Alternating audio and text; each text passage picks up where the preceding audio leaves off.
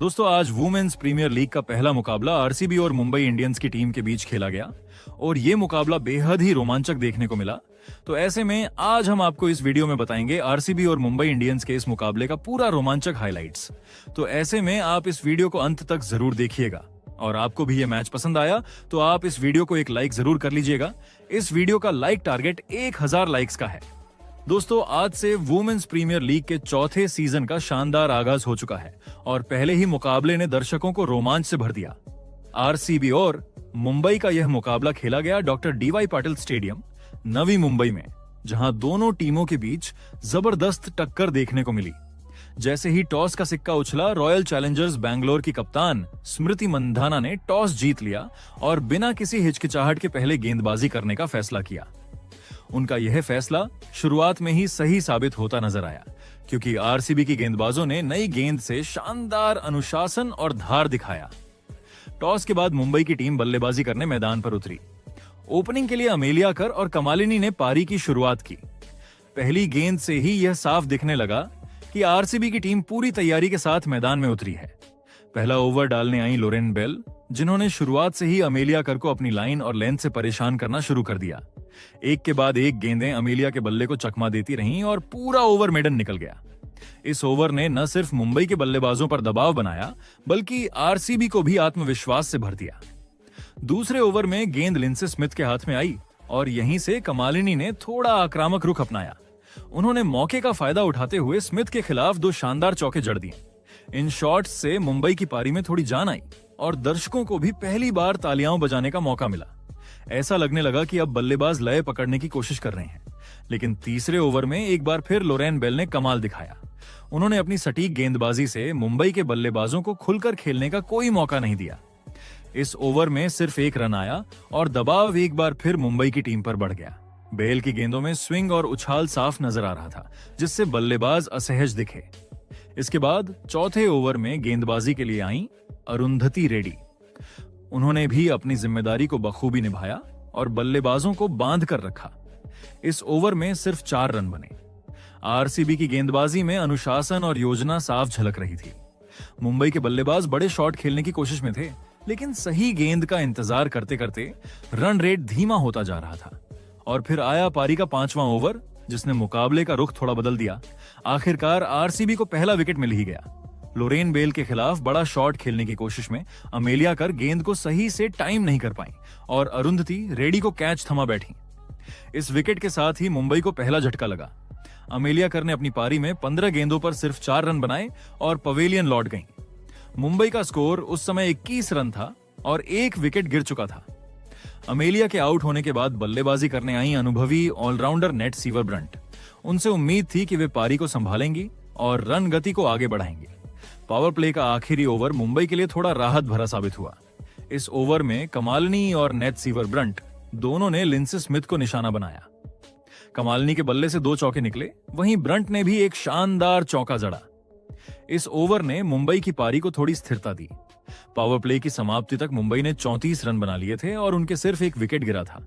हालांकि रन गति बहुत तेज नहीं थी, लेकिन विकेट हाथ में होने से टीम के पास आगे बढ़ने का मौका था। इसके बाद 7वें ओवर में गेंदबाजी के लिए डी क्लर्क को लाया गया और उन्होंने आते ही अपनी टीम को बड़ी सफलता दिला दी।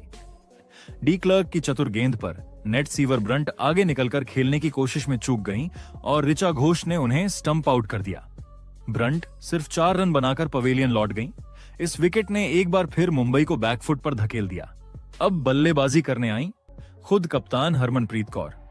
उनके आने से मुंबई के डगआउट में थोड़ी उम्मीद जगी। इसके बाद हरमनप्रीत और कमालिनी ने मिलकर पारी को संभालने की कोशिश की। दोनों ने समझदारी से बल्लेबाजी की और जोखिम लेने से बचते हुए रन बटोरने शुरू किए। 9वें ओवर में दोनों बल्लेबाजों की सूझबूझ भरी बल्लेबाजी की बदौलत मुंबई का स्कोर 50 रन के पार पहुंच गया। ऐसा लगने लगा कि अब मुंबई की पारी धीरे धीरे लय में आ रही है। वही 10वें ओवर में गेंदबाजी के लिए आई श्रेयंका पाटिल। इस ओवर में कप्तान हरमनप्रीत कौर ने आत्मविश्वास दिखाते हुए एक शानदार छक्का जड़ा, जिससे स्टेडियम में बैठे मुंबई समर्थकों में जोश भर गया। लेकिन इसी ओवर की आखिरी गेंद पर श्रेयंका पाटिल ने बड़ा कमाल कर दिखाया। उन्होंने सेठ बल्लेबाज कमालिनी को क्लीन बोल्ड कर दिया। ये विकेट मुंबई के लिए बड़ा झटका था, क्योंकि कमालिनी अच्छी लय में नजर आ रही थी। कमालिनी ने अपनी टीम के लिए 28 गेंदों पर 32 रन की अहम पारी खेली। उनकी इस पारी में संयम और आक्रमण का अच्छा संतुलन देखने को मिला। उनके आउट होने के साथ ही मुंबई को तीसरा विकेट गंवाना पड़ा। इस तरह 10 ओवरों की समाप्ति तक मुंबई की टीम ने 63 रन बना लिए थे और उनके 3 विकेट गिर चुके थे। आरसीबी की गेंदबाजी इस चरण तक पूरी तरह हावी नजर आ रही थी। इसके बाद मुकाबले में एक बार फिर नाटकीय मोड़ आया। जी हां, 11वें ओवर में मुंबई इंडियंस को एक और बड़ा झटका लगा। गेंदबाजी कर रही डी क्लर्क ने अपनी शानदार लाइन लेंथ का फायदा उठाते हुए मुंबई की सबसे अहम बल्लेबाज कप्तान हरमनप्रीत कौर को पवेलियन की राह दिखा दी। हरमनप्रीत ने आगे बढ़कर बड़ा शॉट खेलने की कोशिश की, लेकिन गेंद को सही से टाइम नहीं कर पाई और विकेट के पीछे मुस्तैद ऋचा घोष ने उनका कैच लपक लिया। यह विकेट मुंबई के लिए किसी सदमे से कम नहीं था, क्योंकि कप्तान उस वक्त क्रीज पर सेट नजर आ रही थी। हरमनप्रीत कौर ने अपनी पारी में 17 गेंदों पर 20 रन बनाए। उनके आउट होते ही मुंबई का स्कोर 67 रन पर 4 विकेट हो गया और टीम एक बार फिर दबाव में आ गई। ऐसे मुश्किल हालात में क्रीज पर उतरी निकोला केरी और उनके साथ सजीवन सजना। दोनों बल्लेबाजों के सामने सबसे बड़ी चुनौती यही थी कि पहले विकेट बचाया जाए और फिर धीरे धीरे रन गति को बढ़ाया जाए। शुरुआत में दोनों ने काफी समझदारी दिखाई। बड़े शॉट खेलने के बजाय उन्होंने सिंगल और डबल पर भरोसा किया और स्कोर बोर्ड को चलायमान रखा। हर गेंद पर जोखिम लेने के बजाय उन्होंने गेंदबाजों को थकाने की रणनीति अपनाई। धीरे धीरे यह साझेदारी मजबूत होती चली गई और मुंबई की पारी को एक बार फिर स्थिरता मिलने लगी। 15वें ओवर में दोनों बल्लेबाजों ने अपने इरादे साफ कर दिए। गेंदबाजी के लिए आई राधा यादव और इसी ओवर में सजीवन सजना ने अपने हाथ खोल दिए। उन्होंने राधा के खिलाफ एक शानदार छक्का और एक बेहतरीन चौका जड़ दिया। वहीं दूसरी ओर निकोला केरी ने भी मौका देखते ही एक चौका लगाकर दबाव को कम किया। इस ओवर के साथ ही मुंबई का स्कोर 100 रन के पार पहुंच गया और डगआउट में बैठे खिलाड़ी भी राहत की सांस लेते नजर आए। इसके बाद दोनों बल्लेबाजों का आत्मविश्वास और बढ़ गया। अब उन्होंने खुलकर बल्लेबाजी करना शुरू कर दिया। 16वें ओवर में अरुंधति रेड्डी की गेंदों पर सजीवन सजना ने 2 खूबसूरत चौके लगाए। ये शॉट्स पूरी तरह टाइमिंग और प्लेसमेंट पर आधारित थे, जिसने दर्शकों का दिल जीत लिया। रन गति अब तेजी से बढ़ रही थी और आरसीबी की टीम पर दबाव साफ नजर आने लगा। 17वें ओवर में गेंद एक बार फिर डी क्लर्क के हाथ में आई, लेकिन इस बार सजीवन सजना पूरी तरह तैयार थीं। उन्होंने डी क्लर्क के खिलाफ एक के बाद एक 3 शानदार चौके लगाए। हर चौका पिछले से ज्यादा दमदार था। इन शॉट्स के साथ ही मुंबई की रन गति में जबरदस्त इजाफा हुआ और मुकाबला अब पूरी तरह रोमांचक हो गया। इसके बाद निकोला केरी ने भी अपने इरादे जाहिर कर दिए। 18वें ओवर में उन्होंने एक शानदार चौका जड़ा, जिससे यह साफ हो गया कि अब दोनों बल्लेबाज आखिरी ओवरों में बड़ा स्कोर खड़ा करने के मूड में हैं। मुंबई की पारी अब पूरी तरह रफ्तार पकड़ चुकी थी। 19वें ओवर में गेंदबाजी के लिए फिर से अरुंधति रेड्डी आई। इस ओवर में पहले निकोला केरी ने एक शानदार चौका लगाया, जिससे स्कोर तेजी से आगे बढ़ा। इसके बाद ओवर की आखिरी गेंद पर सजीवन सजना ने भी चौका जड़ दिया। अब सबकी नजरें आखिरी ओवर पर टिक गई थीं। हर कोई जानता था कि अंतिम ओवर मुंबई के लिए निर्णायक साबित हो सकता है, जिसके बाद अंतिम ओवर की जिम्मेदारी एक बार फिर डी क्लर्क को सौंपी गई और उन्होंने दबाव में कमाल की गेंदबाजी का नमूना पेश किया। डी क्लर्क ने अपनी विविधता और अनुभव का पूरा इस्तेमाल करते हुए दोनों सेट बल्लेबाजों को आउट कर दिया। इस ओवर में उन्होंने सिर्फ 5 रन दिए और मुंबई की पारी को यहीं पर लगभग रोक दिया। सजीवन सजना ने अपनी पारी में 25 गेंदों पर 45 रन बनाए। उनकी यह पारी साहस, आत्मविश्वास और सही समय पर आक्रमण का बेहतरीन उदाहरण थी। वहीं निकोला केरी ने भी 29 गेंदों पर 40 रन की अहम पारी खेली। इन दोनों बल्लेबाजों के बीच 82 रन की बेहद महत्वपूर्ण साझेदारी हुई, जिसने मुंबई को सम्मानजनक स्कोर तक पहुंचाने में बड़ी भूमिका निभाई। इस शानदार साझेदारी की बदौलत ही मुंबई इंडियंस की टीम 150 रन के आंकड़े को पार कर सकी। पारी के अंत में मुंबई इंडियंस ने पहले बल्लेबाजी करते हुए 20 ओवरों में 154 रन बनाए और 6 विकेट गंवाए। अब आरसीबी के सामने जीत के लिए 155 रन का लक्ष्य था। इसके बाद आरसीबी विमेंस की टीम बल्लेबाजी करने उतरी और शुरुआत से ही यह साफ दिखने लगा कि ये रनचेज किसी साधारण अंदाज में नहीं होने वाली। और ओपनिंग के लिए मैदान पर उतरी ऑस्ट्रेलिया की विस्फोटक बल्लेबाज ग्रेस हैरिस और आरसीबी की कप्तान भारत की स्टार खिलाड़ी स्मृति मंधाना। दोनों के इरादे बिल्कुल साफ थे, पावर प्ले में ही तेज शुरुआत करके दबाव मुंबई पर डालना। मुंबई इंडियंस की ओर से नई गेंद लेकर आई इंग्लैंड की अनुभवी ऑलराउंडर नेट सिवरब्रंट। पहली ही ओवर में ग्रेस हैरिस ने बता दिया कि आज उनका बल्ला आग उगलने वाला है। छोटी गेंद पर उन्होंने फ्रंट फुट पर खड़े होकर जोरदार पुल शॉट खेला और गेंद सीधे डीप स्क्वायर लेग की बाउंड्री के पार चली गई। इसी ओवर में स्मृति मंधाना ने भी पुल शॉट के जरिए चौका जड़ दिया। पहले ओवर से ही आरसीबी ने 11 रन बटोर लिए। दूसरे ओवर में गेंदबाजी के लिए आई दक्षिण अफ्रीका की तेज गेंदबाज शबनम इस्माइल, लेकिन यहां भी आरसीबी की आक्रामक बल्लेबाजी जारी रही। ग्रेस हैरिस ने फुल लेंथ गेंद को मिड ऑफ के ऊपर से उठाकर शानदार चौका लगाया। वहीं स्मृति मंधाना ने छोटी गेंद पर कोई गलती नहीं की और पुल शॉट से बाउंड्री हासिल की। 2 ओवर के बाद स्कोर 20 रन हो चुका था और कोई विकेट नहीं गिरा था।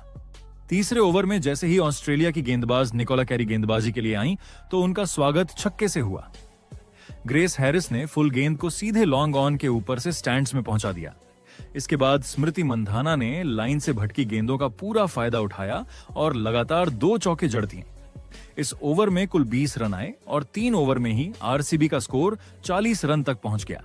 लेकिन चौथे ओवर में मैच ने करवट ली। लगातार डॉट गेंदों के दबाव में स्मृति मंधाना बड़ा शॉट खेलने आगे बढ़ी, लेकिन गेंद ठीक से बल्ले पर नहीं आई। गेंद हवा में गई और मिड ऑन पर मौजूद पूनम खेमनार ने आसान कैच पकड़ लिया। स्मृति मंधाना 18 रन बनाकर पवेलियन लौट गईं और आरसीबी को पहला झटका लगा। इसके बाद 5वें ओवर में एक और बड़ा विकेट गिरा। नेट सिवर ब्रंट ने शानदार गेंदबाजी करते हुए खतरनाक दिख रही ग्रेस हैरिस को आउट कर दिया। हैरिस ने बड़ा शॉट खेलने की कोशिश की, लेकिन गेंद सीधी फील्डर के हाथों में चली गई। 25 रन की विस्फोटक पारी के बाद ग्रेस हैरिस भी आउट हो गईं। इस तरह तेज और धमाकेदार शुरुआत के बावजूद आरसीबी ने शुरुआती ओवरों में अपने 2 बड़े विकेट गंवा दिए और मुकाबला अब पूरी तरह संतुलन और रोमांच के मोड़ पर आ खड़ा हुआ। छठे ओवर की पहली ही गेंद पर बड़ा विवाद देखने को मिला। शबनम इस्माइल ने लेग साइड की ओर फुल गेंद डाली। हेमलता ने फ्रंट फुट आगे बढ़ाया, लेकिन बल्ला खाली रह गया। विकेट कीपर कमालिनी भी गेंद को ठीक से रोक नहीं पाई और गेंद सीधी बाउंड्री तक चली गई।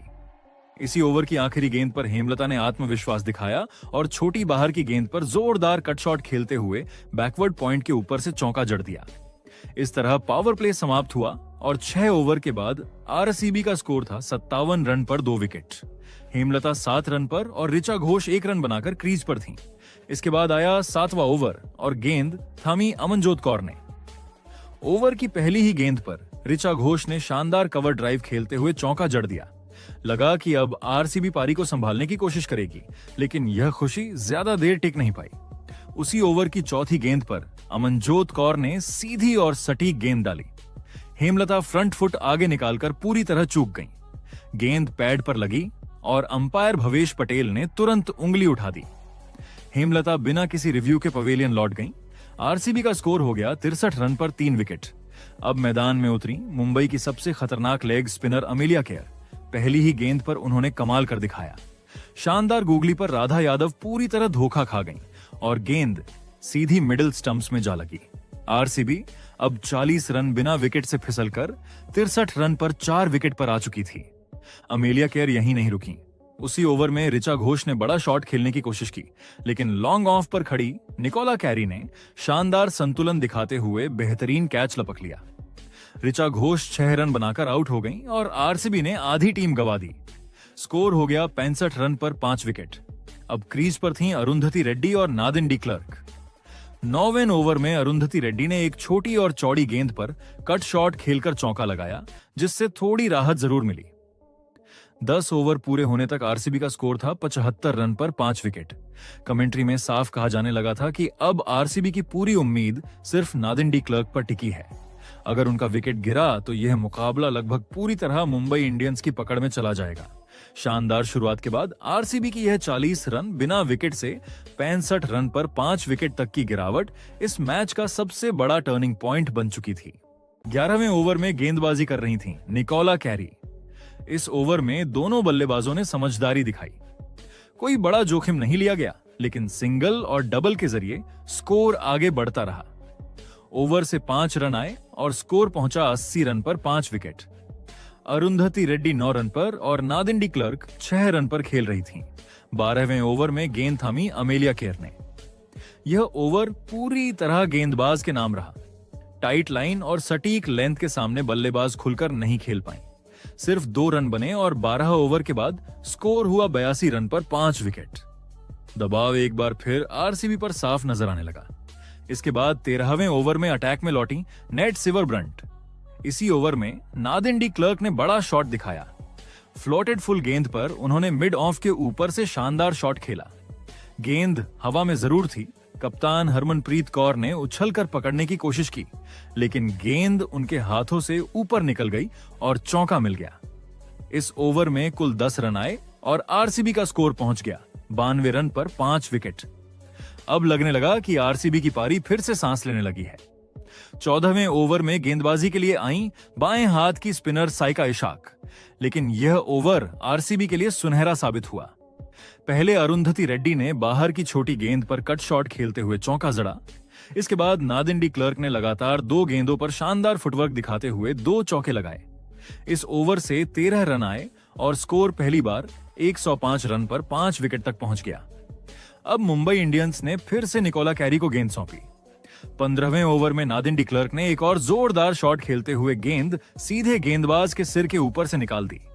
हालांकि इस ओवर में सिर्फ 6 रन आए, लेकिन आत्मविश्वास पूरी तरह आरसीबी के पाले में जाता दिख रहा था। 15 ओवर पूरे होने के बाद स्कोर था 111 रन पर 5 विकेट। अब मुकाबले की स्थिति बिल्कुल साफ थी। आखिरी 5 ओवरों में आरसीबी को जीत के लिए 43 रन चाहिए थे। मैच पूरी तरह खुल चुका था और सवाल सिर्फ एक था, क्या नादिन डी क्लर्क और अरुंधति रेड्डी इस नामुमकिन लगते लक्ष्य को मुमकिन बना पाएंगी या फिर मुंबई इंडियंस यहां से मैच पर अंतिम मुहर लगा देगी। 16वें ओवर में मुंबई इंडियंस की ओर से गेंदबाजी के लिए एक बार फिर आई अमेलिया केयर। इस ओवर में नादिन डी क्लर्क और अरुंधति रेड्डी ने सिंगल लेकर स्ट्राइक घुमाने की कोशिश की, लेकिन रन गति काफी धीमी रही। ओवर से सिर्फ 6 रन आए और स्कोर पहुंचा 117 रन पर 5 विकेट। लेकिन ओवर खत्म होते ही आरसीबी को बड़ा झटका लगा। निकोला कैरी की गेंद पर अरुंधति रेड्डी ने डीप मिड विकेट की ओर बड़ा शॉट खेला, लेकिन वहां मौजूद अमेलिया केयर ने शानदार संतुलन दिखाते हुए बाउंड्री के पास कैच लपक लिया। 20 रन की अहम पारी खेलने के बाद अरुंधति रेड्डी आउट हो गईं और यह साझेदारी टूट गई। इसी ओवर की आखिरी गेंद पर एक और झटका लगा। श्रेयंका पाटिल सीधी गेंद को समझ नहीं पाई और गेंद ऑफ स्टंप को छूती हुई विकेट कीपर के दस्तानों से टकरा गई। थर्ड अंपायर के फैसले के बाद उन्हें आउट करार दिया गया। आरसीबी अब 121 रन पर 7 विकेट खो चुकी थी। 18वें ओवर में क्रीज पर आई प्रेमा रावत और उन्होंने दबाव के बावजूद हिम्मत दिखाई। छोटी और बाहर की गेंद पर उन्होंने जोरदार कट शॉट खेलते हुए चौका जड़ा। इस ओवर से 5 रन आए और स्कोर पहुंचा 126 रन पर 7 विकेट। अब समीकरण साफ था। 12 गेंदों में 29 रन और पूरा दारोमदार सिर्फ नादिन डी क्लर्क पर। 19वें ओवर में शबनम इस्माइल गेंदबाजी के लिए आईं।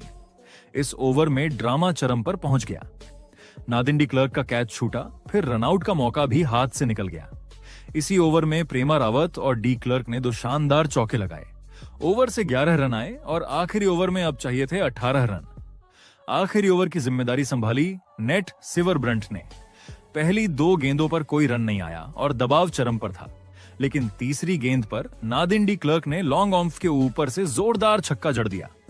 अगली गेंद पर चौका और फिर 5वीं गेंद पर एक और शानदार छक्का। अब आखिरी गेंद पर सिर्फ 2 रन चाहिए थे और फिर आया वो पल जो हमेशा याद रखा जाएगा। आखिरी गेंद पर नादिन डी क्लर्क ने शानदार ड्राइव खेला और गेंद सीधी बाउंड्री के पार चली गई। जैसे ही गेंद सीमा रेखा के पार गई, डीवाई पाटिल स्टेडियम तालियों और शोर से गूंज उठा। आरसीबी विमेंस ने 3 विकेट से यह मुकाबला जीत लिया। नादिन डी क्लर्क 63 रन बनाकर नाबाद रहीं और यह पारी न सिर्फ आरसीबी बल्कि वुमेन्स प्रीमियर लीग के इतिहास की सबसे यादगार पारियों में शामिल हो गई। ये जीत एक सच्ची चेज थ्रिलर थी, जहां आखिरी गेंद तक सांसें थमी रहीं।